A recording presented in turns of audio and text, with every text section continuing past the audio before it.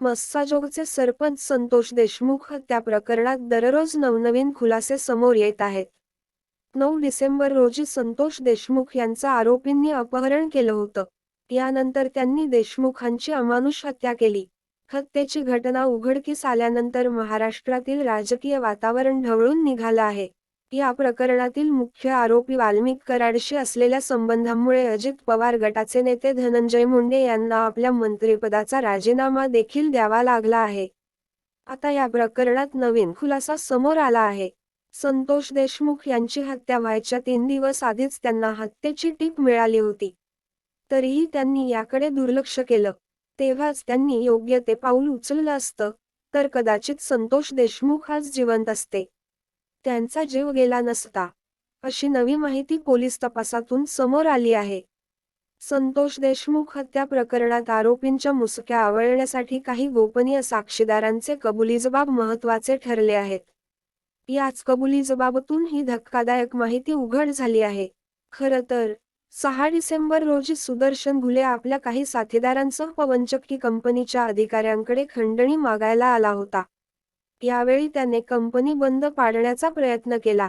यावेळी घुलेचा संतोष देशमुख यांच्यासोबत वाद झाला. याचा वादानंतर घुलेनं देशमुखांच्या हत्येचा कट रचला. ही वादावादीची घटना घडल्यानंतर आरोपींसोबत असणाऱ्या एका गोपनीय साक्षीदाराने 6 डिसेंबर रोजी संतोष देशमुखांना फोन केला होता. सुदर्शन घुले आणि त्याची गँग तुम्हाला सोडणार नाही, अशी माहिती गोपनीय साक्षीदाराने संतोष देशमुखांना दिली होती. मात्र देशमुखांनी याकडे दुर्लक्ष केलं. गोपनीय साक्षीदाराने नक्की काय सांगितलं?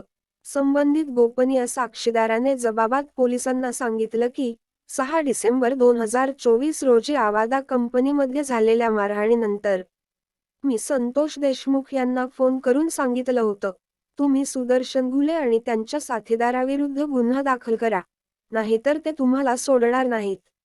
वाल्मिक कराडचे सर्व साथीदार नेहमी खंडणी मागतात.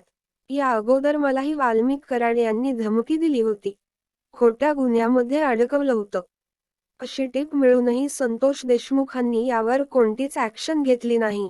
त्यांनी सुदर्शन घुलेसह त्याच्या साथीदारांना हलक्यात घेतलं. ही टीप मिळाल्याच्या 3 दिवसांनी आरोपींनी संतोष देशमुखांचं अपहरण करून त्यांची अमानुष हत्या केली.